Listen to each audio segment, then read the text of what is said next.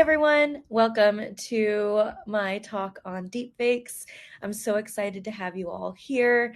As we are waiting to get more folks in, I would just love to know from everyone here if anyone has heard of deepfakes before. It'd be surprising if you haven't at this point.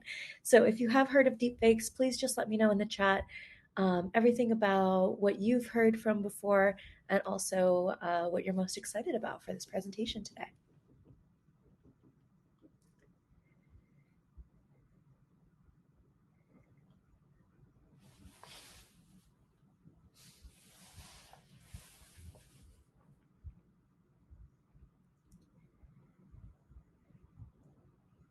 Yeah, there is a show on Netflix. I actually just saw it right before this, and I should have put it on in my presentation. So next time I will definitely do that.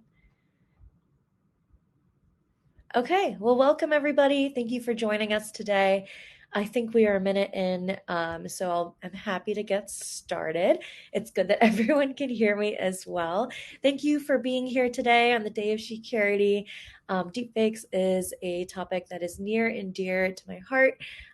It's something that I have talked about for the last 4 or 5 years, and it's definitely kind of increased as we exponentially move forward into the AI age. And especially as a women leader in cybersecurity, it can be very difficult to be able to not only talk about this with folks who aren't security minded, but also be able to explain the dangers in a way that helps all of us understand what's going on. So I'm really excited to be able to bring this to you today. If you want to know a little bit more about me, hello, my name is Reedhima. It's so great to meet you. I've been in the cybersecurity space for about 2 years officially and 5 years unofficially as of now. I started out as a program manager recently in the last 2 years, technical program manager. I run a suite of cybersecurity products that help to educate my cybersecurity initiatives throughout the company. So we have about 14,000 employees at Slalom. And I work to not only educate them, but also make it fun and exciting and something people really want to experience and get into every single day. So our main focus is Hacktober, which is during the month of October and celebrates National Cybersecurity Awareness Month. And so we just wrapped that up 2 days ago. It was really exciting. It had over 1,000 participants, as we do every single year. So it's something that has always been exciting to me to be able to talk about cybersecurity education. And before this, I have been a product manager for 5 years. So being able to blend product and also cybersecurity and education, gamification, and culture, that's kind of what I'm all about. So if you're interested in learning anything more about that, you can always connect with me after this. But that was a little bit about me. Now onto the presentation itself. So like you've seen before, I'm sure in several pieces of media before, and I'm seeing the chat go through talking about what they're excited about for the deepfakes talk, which I'm really excited about. It's really exciting to see how deepfakes have been kind of proliferated in the media today. So I'm mostly excited to be able to talk to you about what is a deepfake. So if you've never kind of seen one in real life before, if you've heard about it, you're not quite sure what it is, I'm happy to go through that with you today. There's definitely not enough time to cover everything. So just so you all know, this will be an overview over everything I love about deepfakes and also everything that makes them dangerous, makes them exciting, how they're used today, all that kind of thing. Also be talking about some tools that have been created to help detect deepfakes and also how you can be using deepfakes for good. So yeah, with all of this, let's just get started. Now, this is something that I'm excited to bring to you because it's a campaign I did for YouTube. It was showing off their winter collection, so we got to film in a snowy environment. It was a really fun time to be able to produce something like this for a company like Google and for a company like YouTube. And so I'm excited to tell you that that wasn't me. It was all a lie. It's not true. It's not real. It's a deep fake. And so let's rewind to see what actually happened. This is the original footage that I used to create this deep fake. I used a tool called Acool. It's one of the hundreds of online publicly available tools out there for free. I put in 27 seconds of video and I took a selfie, as you can see, from my hotel room last weekend, and I made this in less than a minute. It took absolutely no coding. It took absolutely nothing else in terms of skill to be able to create something like this. All it took is being able to actually create um, a video like this in the first place. So I didn't present for YouTube. I didn't do anything like that. But it's really cool to be able to not only experience this and show this off to the world, but if you're someone like me who has been meddling with deepfakes for the last year or so, it's been really exciting to be able to create a deepfake in little to no time. I see that someone has their hand raised. I am excited to be able to talk with everyone today. So I'm hoping that you can leave your questions till the end if that's all right with you. It's something that was really easy to make, especially with something like this, with this kind of footage. And if you hear knocking in the background, there is construction happening in the floor above me. However, with something like this, I had to have a model that looked really similar to me. This is stock footage, it's available anywhere. And so it took a little sifting to find something like this, but it was really easy to be able to create, and it was something that took absolutely no skill. And I bring this up for everyone today because it shows how easy it is to create a believable deepfake if you don't know the person. And that's important to note, and I'll talk about that a little bit later. But with someone like me, who some of you are seeing me for the very first time, some of you might have seen my other talks at other conferences in the past about deepfakes, but you probably don't know my face very well. And so seeing something like this, you might believe it, especially if I'm telling you it's true or if somebody else is telling you it's true. I didn't deepfake my voice into here as well, but I could have. And someone like my partner, for example, he took one look at this and he's like, that's not you. What is that? And so it makes it really easy to create a believable deepfake for the hundreds and thousands of people in the world that do not know me. But the good news is it still is a little hard to believe if that's someone that is really close to you. It's just that easy, and literally anybody can do it. And the reason I bring that up is because that means that it's even more important than ever to be able to protect yourselves from deepfakes. And so if you're wondering what that is, and I've shown you what it is a little bit before, it's really easy to understand. Honestly, deepfakes are just a part of something called synthetic media. And so if you've seen the rise of DALL-E recently or anything with AI, ChatGPT, et cetera, you'll know that synthetic media is something that is created through artificial production. So it usually requires little to no human intervention in order to create something like this. And for deepfakes specifically, it's about manipulation and modification of data. And the reason that's important is because it's automated. And so I had to put in little to no data, and it was able to create something that easily with just one picture. It wasn't even footage of me in any way, shape, or form. And so deepfakes are something that are usually created involving and superimposing one image onto another. So what that means is they took my face and they put it onto footage of the other stock footage woman that was the actress in that video. Machine learning models will then work to analyze and recognize those patterns of input data. So it's taking all of those footage pieces, including just my eye shape, my face shape, the way it looks when I'm just kind of staring into the screen. And they work to analyze those patterns and perform tasks based on that data without human intervention. So there's a huge algorithm in the background that a cool, probably several thousand algorithms that are working together to try to piece together bits of my face and predict how I would move. And it gets even easier if you have footage and you've trained it on that footage in the first place. Now, the footage you're seeing here is evidence of how to create a deepfake, but all you really need to create one are four key ingredients. The first is something called a graphics processor, a GPU. The second are artificial neural networks, often plural, because that is what is the mainframe of being able to create a deepfake like this. It is the main issue and the main input that you are going to be able to create. The third is storage. So being able to create this, there's a lot of footage that goes into this, which is the fourth key ingredient there. And so if you have a lot of footage, you also need a lot of storage, but that's often taken care of in the cloud. And then the fourth one is, of course, enough footage of the participant to be able to create a believable deepfake. And with something like this, it can be really obvious if you are somebody who has known that person for a while. But like I said earlier, if you are a famous journalist or, for example, completely AI generated like this person here, you are often wanting to be able to create deepfakes that are more intricate based off of hundreds and thousands of hours of video. And so someone like Angelina Jolie, they needed to train a lot of videos, or they needed to train their artificial neural network on hundreds and hundreds of videos that are, of course, publicly available of the way Angelina Jolie moves, speaks, and talks. And all of that ended up being able to create something that was more believable than, for example, some of these paintings that are, of course, slightly believable, but it helps that the person looks like what they are. And so the seamless way to create a generative adversarial network deepfake is by taking two machine learning models and duking them out one against the other. So what ends up happening is the first machine learning model is training on a data set, and then the second training model is often training on those forgeries that is created from the first data set. The forger will then continue to create fakes until the second machine learning model can no longer detect that forgery, and that's when you know it's complete. And the larger the set of that training data, the easier it is for the forger to create a believable deepfake of both me, you, anyone else out there. And that's why videos of former presidents and Hollywood celebrities have been used so much in deepfakes. It's because there's tons of publicly available footage to help train that forger. GAN generated faces are often near impossible to tell from real faces, like you see here. And all you really need is 10 to 20 seconds of video and a minute of audio, and you can create a deepfake of pretty much anything.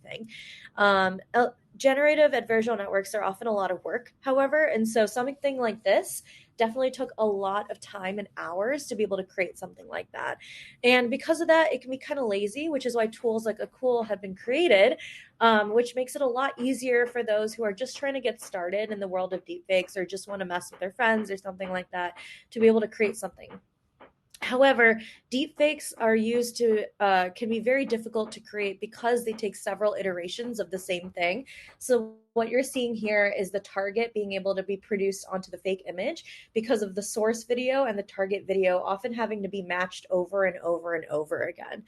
And so while you're looking at this, it could be really interesting to be able to take some of that imagery and put it together onto another person's face.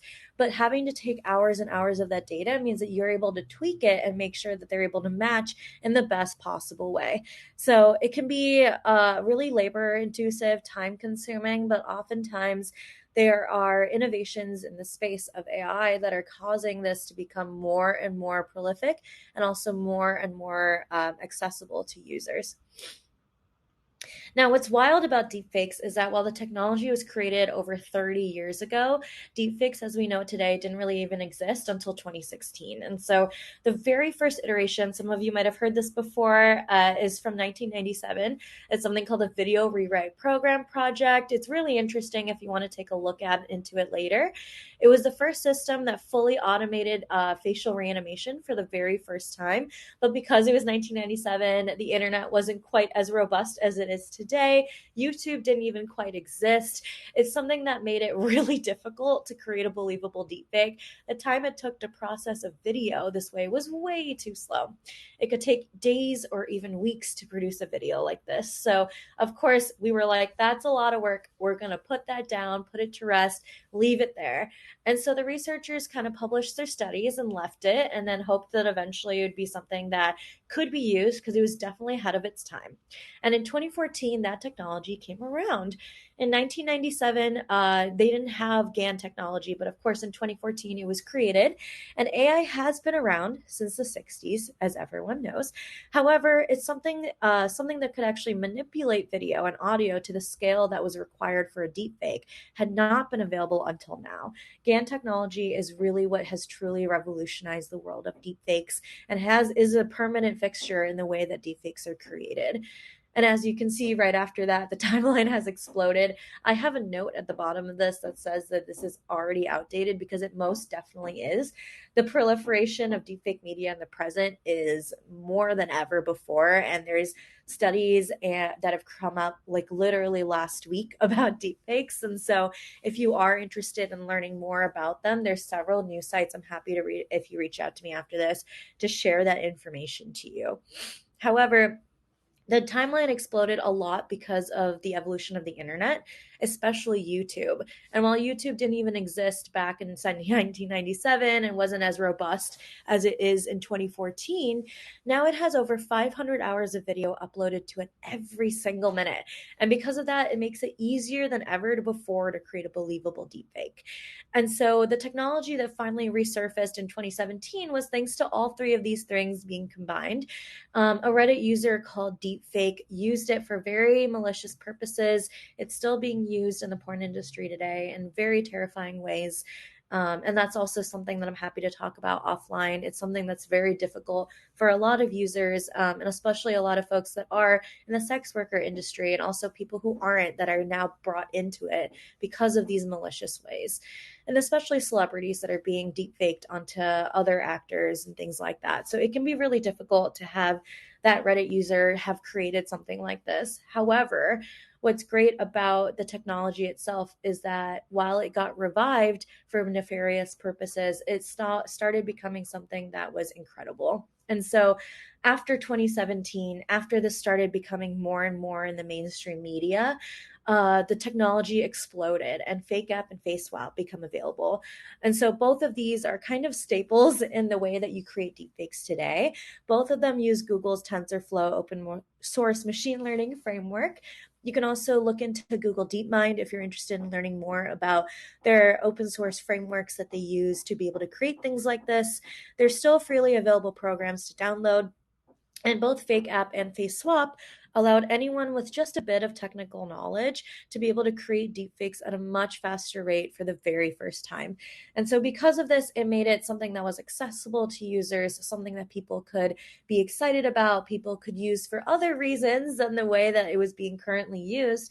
And so, platforms started taking notice. And so, all of a sudden, there were videos that weren't real, that were all over the internet. And so, the timeline exploded, and so did public fears. And because public fears were so high surrounding deepfakes, the first articles that were kind of really truly in negative deepfake territory started being produced. And so the call to regulate deepfake videos went out to major social media news sites. It also went out to the government. The Deepfake Task Force was founded. It's called DARPA. It's founded by the US government. It's now used for several other types of technology resources. Some of you might even work in DARPA or have worked in it in the past. It's a huge kind of staple in the cybersecurity world in terms of government help and government organizations. Some might say that they're not quite as robust as we'd like them to be, but it's also something that can be difficult to legislate and create laws in order to produce something with a great output. And so that's something, of course, I'm happy to talk about later as well. However, the fears kind of stretch to Twitter, Facebook, Reddit, YouTube, all of these companies that are able to produce and share videos and photos. And the call for technology to detect deepfakes increased as well as they became harder and harder to detect because the technology to create them got better and better and better. And so deepfake technology was created to have news anchors being able to be produced in countries like China and I believe Vietnam, but I could be incorrect about that. There's several actually completely AI generated news anchors that are out there today. It's also being used in TV shows and all sorts of other things that I'll show you in a second. But the thing I wanted to focus on is being able to kind of talk about how we regulated deepfakes in that time period between 2016 and 2022. So the real change in the velocity of the technological growth was because there were several different ways to detect deepfakes starting to be produced.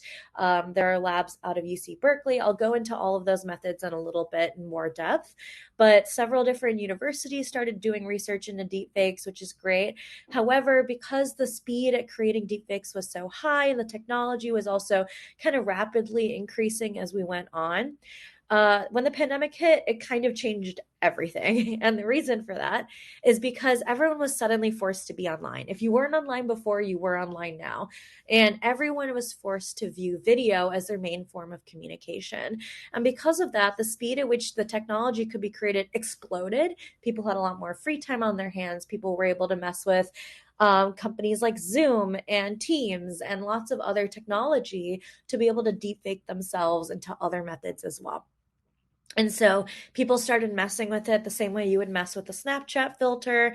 Two companies came out of this. The first is called First Order Motion. The second is Avatarify. Those are kind of the main ones, but there's several hundred others that spawned from the release of deepfake technology at this rapid pace. And what they both do is they actually work in the advertising space, and they have celebrities sell their likeness to that company for a short amount of time to be able to produce advertisements at lightning speed. And that's a really interesting way to think about it. I don't know if I would do it personally. However, I guess if you're already a celebrity, the question is rather, do you want it to be done illegally, or do you want it to be done with your consent? And so that's something that has been kind of the debate recently, especially if you are really high up there in the social status, if your face is already everywhere. Is this something that's kind of fighting a lost cause to be able to sell your information, or to be able to just have them take it freely because it's difficult to put IP on a face? And so, with that information, the speed created, deepfakes were everywhere. Zoom calls were something that people really focused on in order to create a believable deepfake. If you might have seen a video or two of people deepfaking themselves into Elon Musk and being able to put themselves in their Teams calls or Zoom calls and do that. The prevalence of deepfakes got even bigger. They were used for like AI TV shows, AI anchors, AI political attack ads that have been shown and showcased throughout the world, even starting in 2016 with the first election we had in the United States and moving forward from there. The production of a good deepfake is so quick and easy that pretty much anybody can do it now. And that's what makes it so interesting to talk about. Now, I work in cybersecurity, and my team works in a lot of fraud prevention, DLP processing, all that kind of stuff. And so it's inevitable that something like this will affect your company or you personally at some point in your lifetime. Just like any sort of scam that you see everywhere today, phishing is something that is proliferant with everybody, and everyone, at least in our area of the world, hopefully knows how to not fall for a fish. But something like a deep fake scam is also going to become really prevalent as we move forward into the future. And this technology can truly cost us. So back in 2020, the estimated cost of a deepfake scam was around 250 million. That number has definitely increased since then. It's probably even closer to 300,000 or higher. And the main method for deepfake scammers is, of course, social engineering. And so a lot of companies will fall for a social engineering scam. It can be very difficult to train employees on social engineering. That's a topic that I definitely focus on in my education with our employees today. But using a deepfake makes it another layer of difficulty when trying to crack someone who's doing social engineering for a company. And so the most famous instance of synthetic media, voice cloning, and deepfakes being used in social engineering scam was when an employee of an English energy company took a phone call from who he thought was their CEO, asking for an emergency fund transfer of over $200,000. And the problem with that is that it wasn't the CEO of the parent company. It was actually a bunch of social engineers using deepfake audio technology from a company called Lyrebird to mimic their voice. And so this employee is actually not alone. Instances of deepfake scams like this have risen to the point that several anti-deepfake companies have cropped up, the same way you would have those firewall companies being able to promise to alert to a potential deepfake. And these breaches have occurred at several companies since. So just 3 or 4 weeks ago now, Retool was just the latest company to get scammed through a deepfake. And so something like this is happening more and more prevalently as we move forward into the future. And it's something that we really want to focus on in order to be able to prevent these for everyone around us and also ourselves. It's something that has changed the landscape of fraud and identity theft. It has changed the landscape of cybersecurity.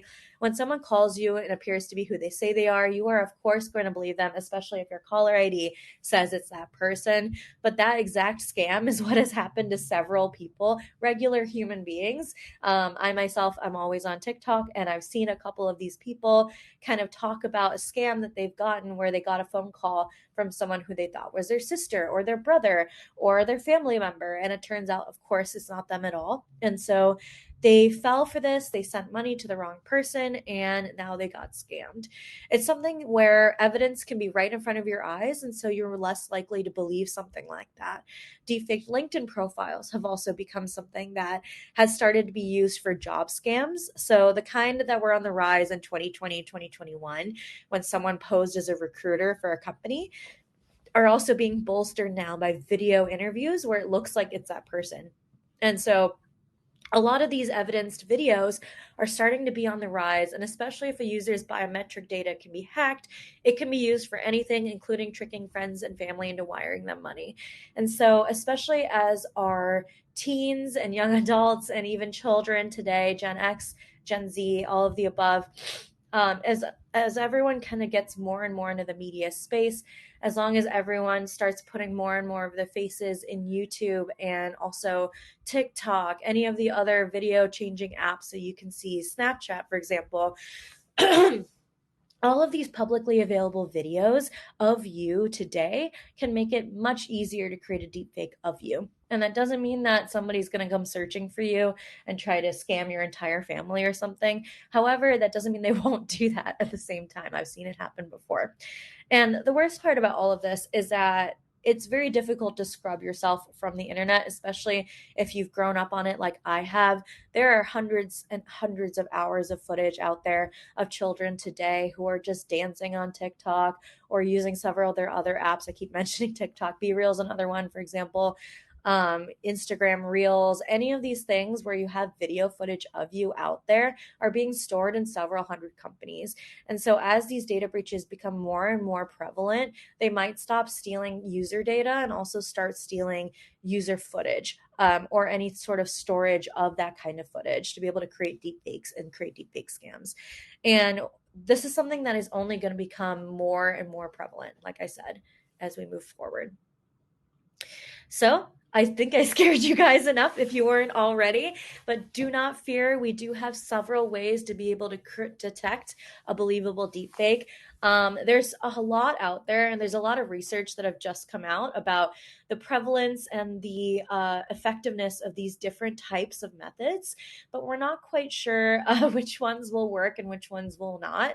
Like I said earlier, the deepfake technology that is being created is skyrocketing at a pace that is, of course, much faster than the rates that you are currently being able to track something like this.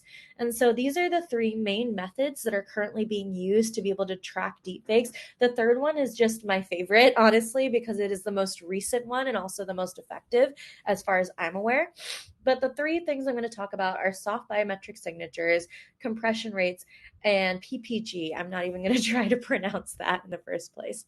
So here's a bunch of footage as I'm talking, so you can kind of go through it and see the different types of methods that you see here. The first is something called face forensics, and this one is the most kind of trained one. It's from 2018, and it was done as a research project, essentially. What they did is they trained AI to correctly determine what parts of a video have been tampered with. And so this technology can detect a deepfake based on compression rates of a video with an 80 to 90% success rate. And what that means is they can tell that a video has been tampered with based off of how many times it has been uploaded, downloaded, uploaded, and recreated. And so these compression rates, as you can see here, there's several different method classifications that are being used to be able to detect, hey, was this video meddled with or tampered with over and over again? And so face forensics really works to try to determine what app was used to tamper with the video, how it was tampered, how many times it was tampered. And because of that, it can really detect whether a video has been updated or changed. This is currently being used with Facebook and Twitter, as far as I'm aware. It's embedded in their video upload software. So as you upload a video, it's checking for that, or at least they said that they would. I'm not quite sure if they still do it today. It's what they were doing in 2021. And so it's something that they're definitely working towards being able to fix. Now, the second thing is that a critical disadvantage of that current deepfake generation method is that they can't produce good enough details like skin and facial hair. And that's because there's a loss of information in the encoding step of generation. And so face forensics really works to be able to detect something like this and also try to detect whether something has been meddled with enough times for it to lose some of those facial recognition methods. There's also some companies that have been brought up over the years. Antivirus companies like Deeptrace, they work with an API that will act like a hybrid antivirus spam filter. They use information such as face forensics to be able to detect something like this. And Reality Defender also hopes to tag deepfakes as malicious before they can do any damage. I also think that it is an honorable mention to mention Meta has done a lot of hackathons on being able to create a deepfake detection program. Other companies have done so as well. I think Google just completed one a couple years ago. There's also something called biometric scanning, which you'll notice here. So researchers from UC Berkeley and the University of Southern California, they used an existing tool to extract the face and head movements of individuals. So if you've ever been walking in a grocery store as a young kid and you see your parent in front of you and you see them kind of walking away and you're like, that's my parent, I need to go get them right now. And you're like, I was so lost. You can tell who your parent is based on the way they walk, right? Or the way they move. That is something that is called a biometric signature. So the way that my head movements work, the way that Vladimir Putin's head movements work, the way that anybody else's movements are, is a kind of like a fingerprint. It's the way you move specifically, and it is specific to you. It is catered to you. It's something only you can do. And so, what this research will do with biometric scanning is that they take these face and head movements that act like a specific signature and they connect an image to a person. So, for example, here, they're taking several videos of Barack Obama and the different ways he moves his head, and they try to detect it here, as you can see here, to see whether the person's head movements match the way that all of the other videos of the real Barack Obama match as well. And the same thing was done here with President Trump. As you can see, the way that he talks is very still compared to the deepfake, where it's moving quite a bit. And this is something that's really cool. So this is PPG detection. Intel's real-time deepfake detector was just created last year, and it's the first ever deepfake software that is used to detect deepfakes in real time. And the way that it does it is wild.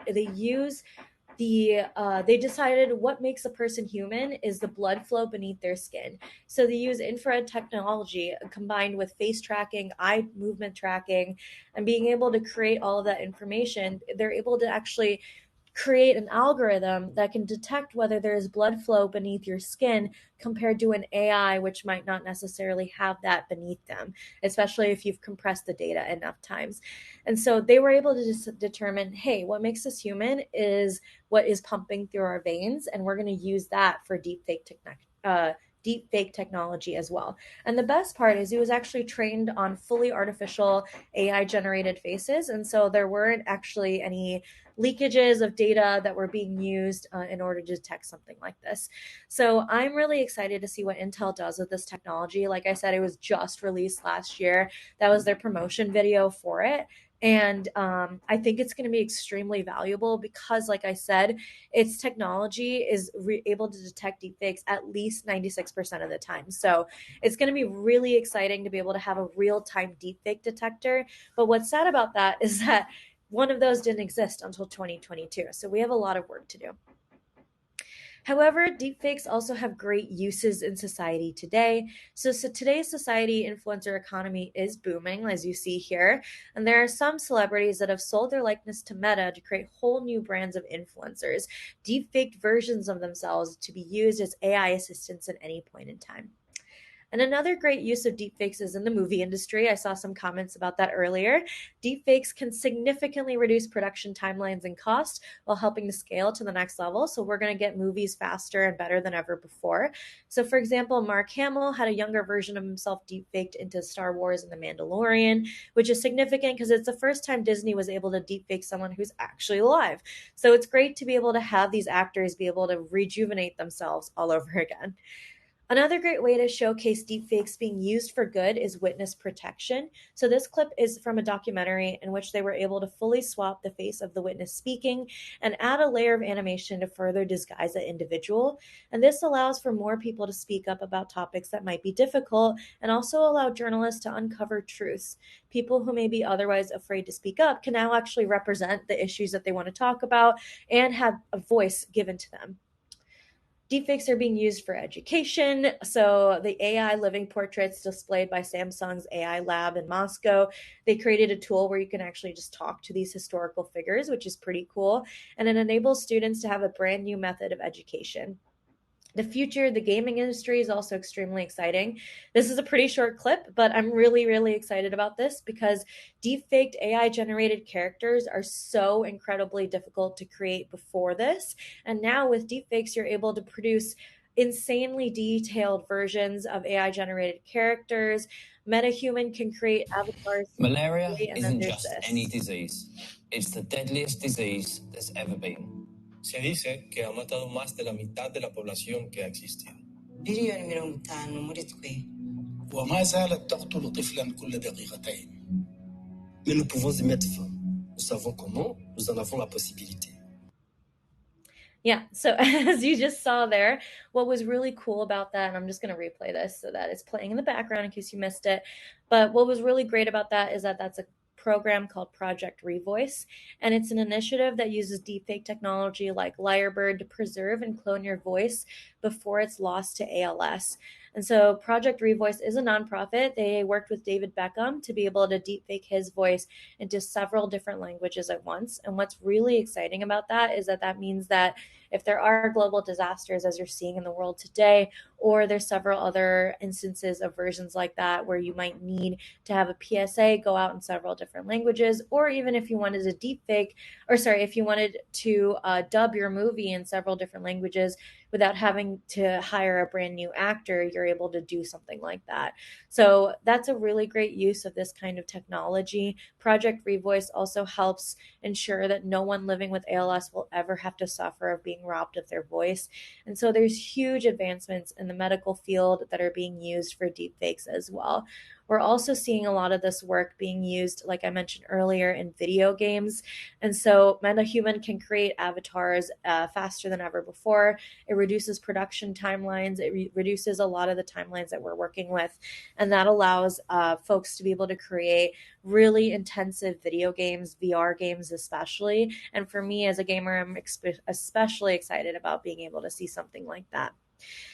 Now, being able to see work in the medical space is also extremely interesting because when you are a medical student, you're often working with folks that are not real, or they are pretending to be somebody else. And so if you're able to talk to an AI avatar like you're seeing here instead of a physical person, that's a lot better for PII, which is also extremely exciting.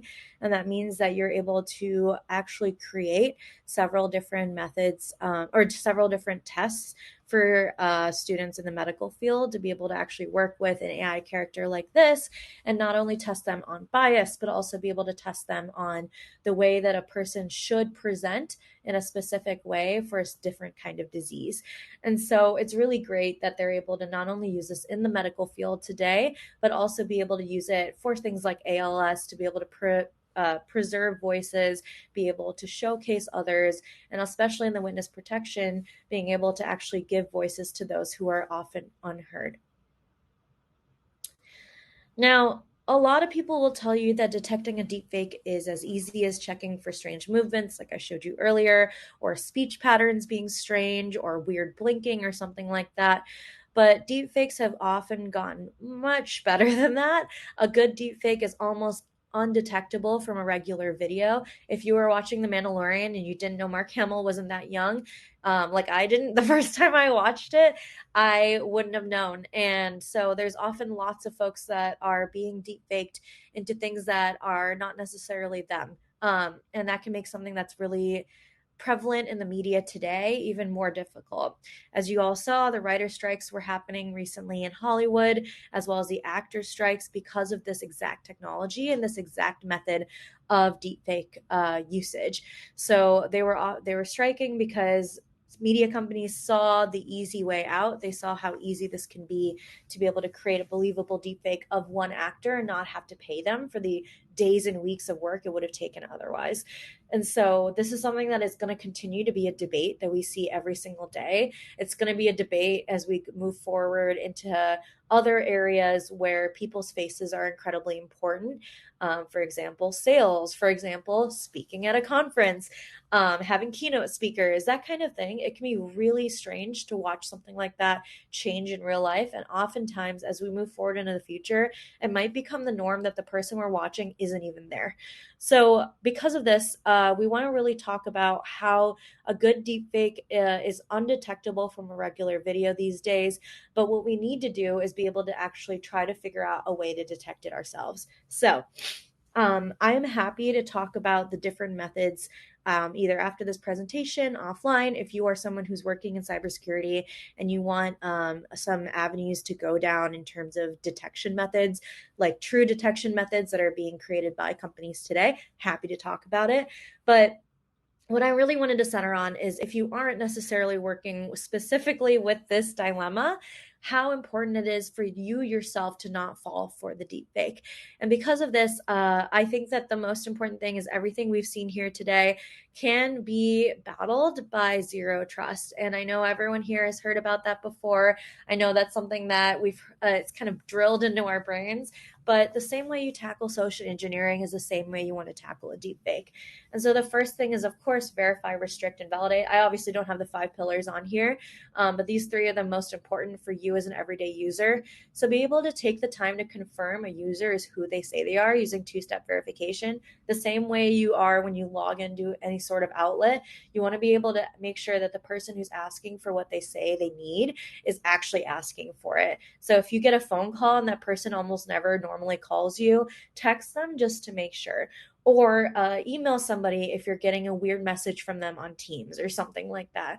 I know it might seem like it's difficult or it's a little over the top to be able to do something like that, but I'd much rather go through the social faux pas of asking for someone for the same information twice than accidentally send a lot of credentials to a user that does not need it or deserve it. Now, the second thing is, of course, evidence and not emotion. So, social engineers are good, but you need to be better by always verifying user need. If someone sounds desperate, if they sound like they're cloying for something, if they need it right now, oftentimes everything can wait. Literally anything can wait. Especially if it's a huge amount of money, or if they need credentials, or if they need access control, or any sort of thing that they most normally wouldn't have. You want to make sure that you look for evidence instead of an emotional plea for providing secure access. So being able to double check with them, check with their manager if it's something really strange that they're asking for, double check their email if that's what they're looking into. We've had several instances in the past, or at least not us specifically, but I've seen several instances in the past of users having their emails hacked and sent out to other users. That kind of thing happens now with your voice and it happens now with your face. And so you want to be sure that you're using the same protocol you would use if you got a strange email as if you're getting a strange phone call or a strange ask from someone through messages. And then the third is make sure you always search for a second source. So this goes less towards someone reaching out to you directly and more reaching out to the masses at large. There's a lot of AI generated photos out there in the current war that's going on. There's a lot of messaging that is being used for propaganda that is using deepfake technology and also using AI technology like DALL-E. And so if you see something that looks really strange, say something. We all know this. It's the age-old tenet of our lives, but you are less likely to be someone who's hyper vigilant when you're just scrolling on your phone at the dead of night.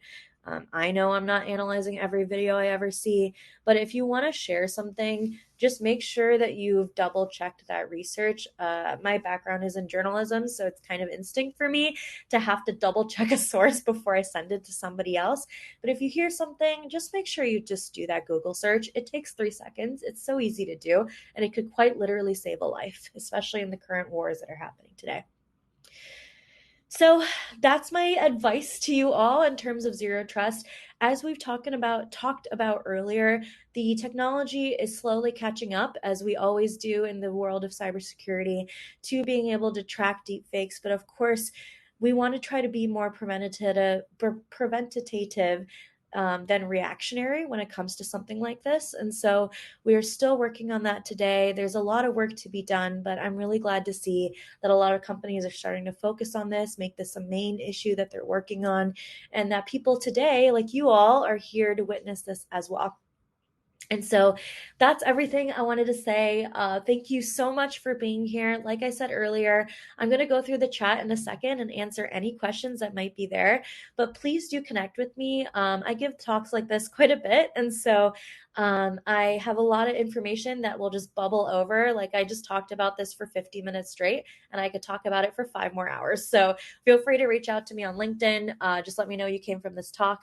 I have a Instagram that I sometimes use, sometimes don't, but you can check out where I'll be next on there. And then I have my website as well if you're interested in seeing some of the other media that I've been in. So thank you so much for being here today. I really appreciate it. And I really appreciate everyone's interest in deepfakes. If you have questions for me, feel free to post them in the chat now. And I will begin to start looking for them today. I think there's a button that says ask the speaker. So if you wouldn't mind popping them in there instead of the chat, I will start going through the chat now. Oh, and there's quite a bit. That makes me excited. Yes, counteracting them is pretty exciting. It's really cool to be able to see Intel's deepfake detector. It's also cool to see social media and real-time media videos like Netflix being able to actually produce something like this. It really raises the awareness, which is great. Sam Cole is the first reporter. Yeah, so it's really great to see journalists also talking about this. It's always been really fun to be able to work with journalism and all the other companies out there to be able to explain this in layman's terms. So shout out to Sam Cole. Yep, 404 Media is also a really great resource. Feel free to reach out or follow them, look into them. Hack News is also great. Hacker News, sorry, is always the go-to for me. They like to talk about it a lot. Yeah, it is terrifying. It's also being used for good. I like to focus on the positive because, as we know, our field can be really difficult to work in if you don't focus on the positive at some point in time because it can get very down very fast. And so I'm really excited to see the way that it's being used for being able to help in the medical field, especially. And yeah, it is a current issue that we're seeing a lot today. I think celebrities have honestly just kind of given up in terms of selling their likeness because, like I said earlier, it is difficult to create legislation for something like this. And so, I mean, we barely have legislation as is, aside from, some privacy laws and things like that. And so being able to create true IP rules on your face and likeness can be very difficult. And I'm interested to see how the law field kind of focuses on that as in the coming years.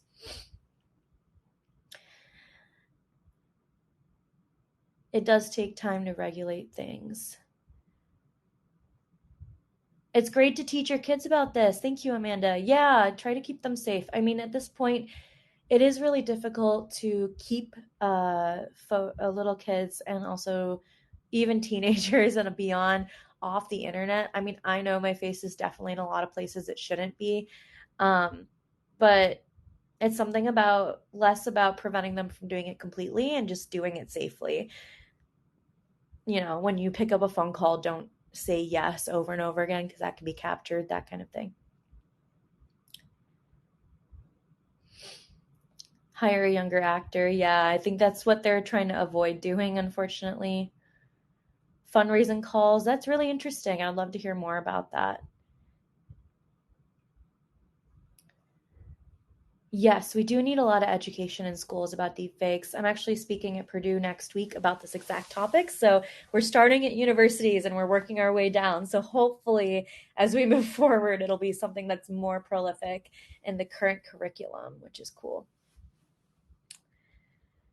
I know some folks who put their avatars in Zoom meetings and no one can detect them, especially if they need to be present, not to answer questions. Yeah, I've even had people in 2020 just like recording a clip of them blinking and then putting that up there.